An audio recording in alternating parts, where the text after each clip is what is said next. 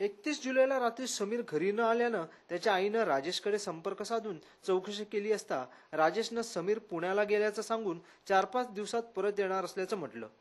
मात्र या कालखंडात समीरचा मोबाईलवर संपर्क साधला असता संपर्क होत नव्हता.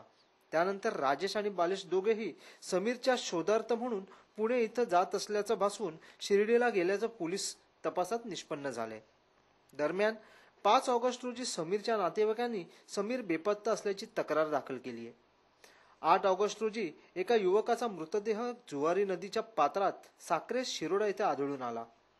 हा भाग फोंडा पोलिसांच्या अधिकारात येत असल्यानं फोंडा पोलिसांनी अधिक तपास केला असता समीरच्या नातेवाईकांनी हा मृतदेह ओळखला.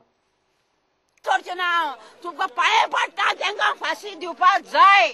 म्हाका त्रासी केले तेणी म्हाका भुरगो ना करूंक रयो. तशेंच तांच्या आवय बापायक दूख पडपा जाय. दूख पडपा जाय तांच्या आवय बापायक. आनी तांच्या आवय बापायक दूख पडोन ती मरण काबार जावन बेगीन देवा. म्हाका सामकें पिशी करूंक उडयलें. म्हाका पिशी करूंक उडयलें म्हाका.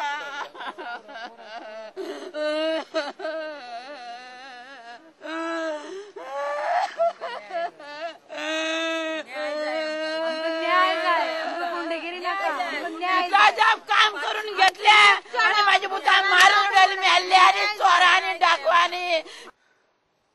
राजेश आपल्याला धमकी देत असल्याचं समीरनं आपल्या आईला सांगितलं होतं. तसंच बेपत्ता झाल्यावर पोलीस तक्रार करू नको असा सल्लाही राजेशनं दिला होता. या प्रकरणाचे धागेदोरे खोलवर पसरल्याचा संशय व्यक्त होतोय.